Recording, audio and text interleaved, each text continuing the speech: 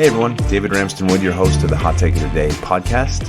We are coming to you live from World Broadcasting headquarters. If you've seen the picture, you've seen the shag carpet, and you know how excited I am that you've joined me. Today's episode is going to be one that we release weekly. It's called The Hot Take Over Your Commute. And the intent of the podcast is to help get you set in 10 minutes for the work week ahead. So we'll look back on the previous week, major news events, major things that are driving the energy industry, some interesting facts, and any other things that we kind of want to talk about. Last week, with bringing in 2020, not a ton of energy news to discuss. On a personal note, I do sober January. So if you see me in January, you'll see that I pound soda water and lime like it is going out of style. But the annual tradition, I don't always make it to the 31st, if I'm honest. Depends on what major events I have coming up. But this year, I'm really excited. Want to kickstart the health, getting back into running. So that is what I'm doing. I wish you and your resolutions the best as you kick off 2020 with a bang. Well, speaking of kicking off 2020 with a bang, I think the only thing we really need to talk about on this episode is what happened on Thursday night in Iran.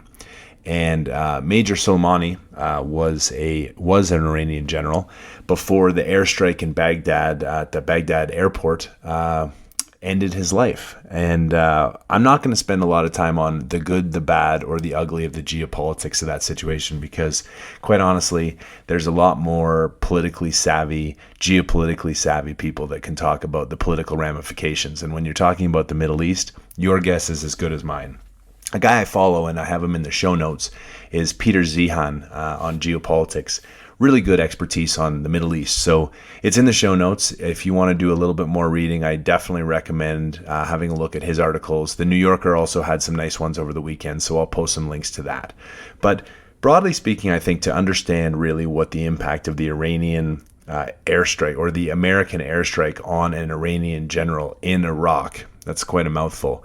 To really understand, I think, what is going to come out of that, you need to make a projection as to what is Iran going to do in response.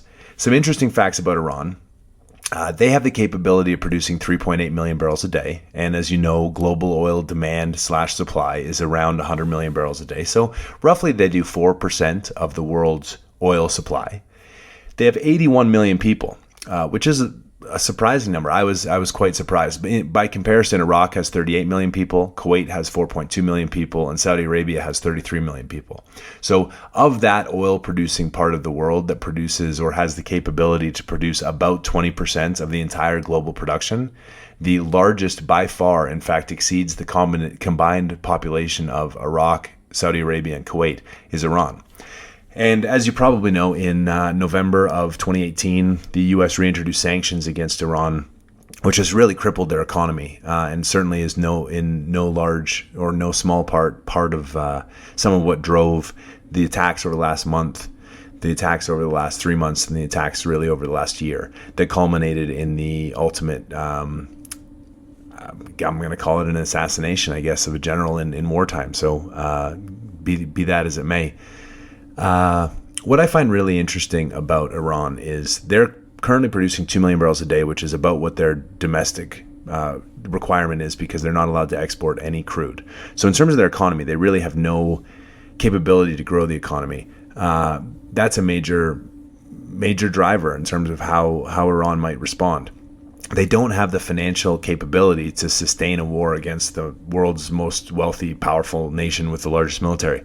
So this really brings us to Iraq, and obviously the Iranians have been supporting resistance efforts and militia in Iraq. One of the reasons that the general, no doubt, was in Baghdad at the time. The Iraqis produce 4.7 million barrels a day, which is, again, 5%-ish of the world's supply.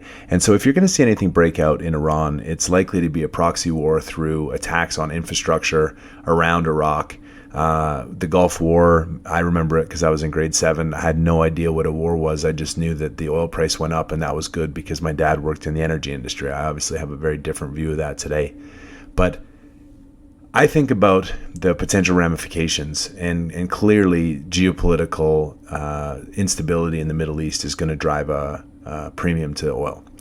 What is that dollar amount? I don't know. Is it $1 a barrel, $2 a barrel, $5 a barrel? But I have to believe that this is going to be very different than what we saw in September when the Saudi Arabian facility was attacked and was down for a very brief period of time. I think oil prices within a month were back below where they were, but certainly within 2 days, it was very clear that the Saudis were going to bring production back up to around 10 million barrels a day.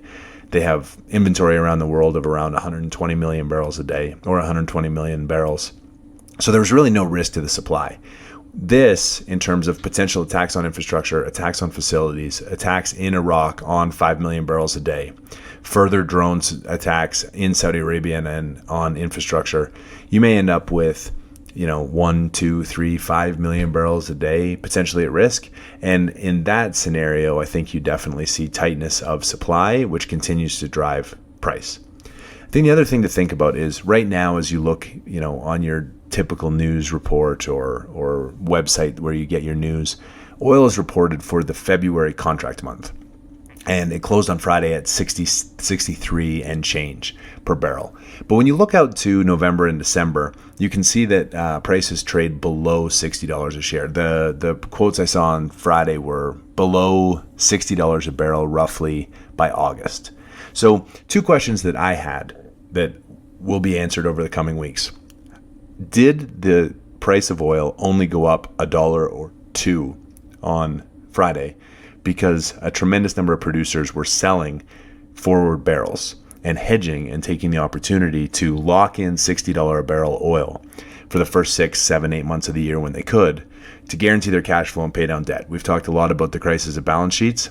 I think that that's a really essential piece of energy company survival, is to make sure you lock in cash flow. So question number 1 that I'll be looking for in the Q4 and annual reports will be how much of 2020 production was hedged and how many companies took an opportunity to hedge during the instability that occurred on Thursday and the market opening on Friday. I think the second and related question is the supply tightness that's being forecast in the early part of the year? So when you think about backwardation, oil price is $63 a barrel right now. By the end of the year, oil is trading at 58. At least that's where the future suggests. So you have a $5 projected decline through the year, which would be backwardation, which implies you should be producing as many barrels as you can up front because the price is going to fall, so your revenue is going to fall. The interesting thing about that is if supplies are as tight as they are, in my view, based on U.S. production declining, capital starvation in North America, limited exploration projects, not a ton of work going on in the Gulf of Mexico, international growth, and then you overlay the geopolitical crisis in the Middle East right now, and you say, do you really think that production is going to be at a level to satisfy global demand that grows 1% a year and moves from 100 million barrels a day to 101 million barrels next year with all of these things going on? That to me is the big question. As we move through Q1, I'm looking to see the back end of the oil strip come up. As you know, I am an oil bull. I believe that the supply in the U.S. is coming down. That's going to drive, to me, tightness of supply. And when the markets realize that in kind of the February, March timeframe, I think that's going to be the catalyst to drive up the back end of the curve.